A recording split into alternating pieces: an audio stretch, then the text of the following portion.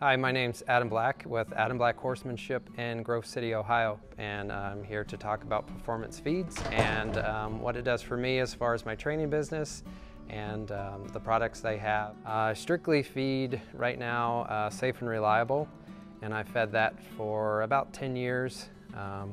It's kind of my go-to with my training horses when I get them in.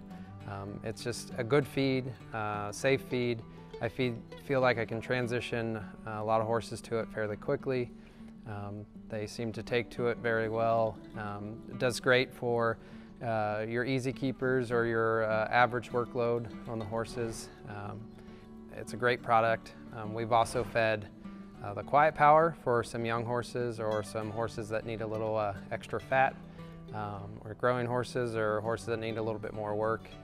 It's a great top dress, or we fed it solely as their only ration, and just enjoy it.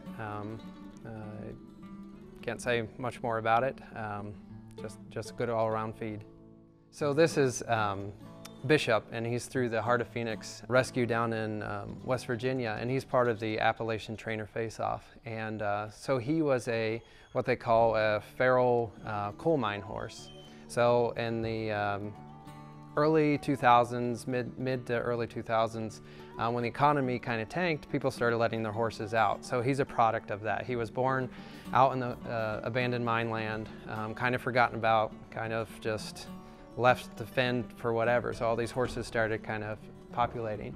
So he's part of the ATFO is what they call it, and he's part of a 100-day challenge, and we take these horses in that don't have any human interaction or training or anything like that, and we make them desired for the public to have.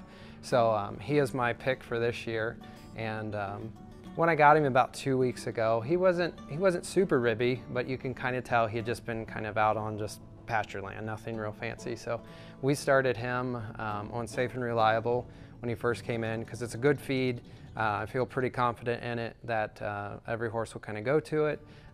They can eat it. I don't have to worry about the sugars and the starches and really upsetting one's stomach necessarily. So we started on him slow, and now we're transitioning to the Quiet Power that's got a little bit extra fat and everything for him to try to get him to blossom a little quicker. And he's been well on it.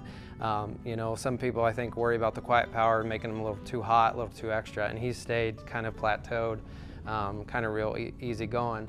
Like I said, I've only had him for 2 weeks, so he's still kind of in the learning stage of dealing with things. So I'm figuring him out as far as a horse, and but he's done really well with it.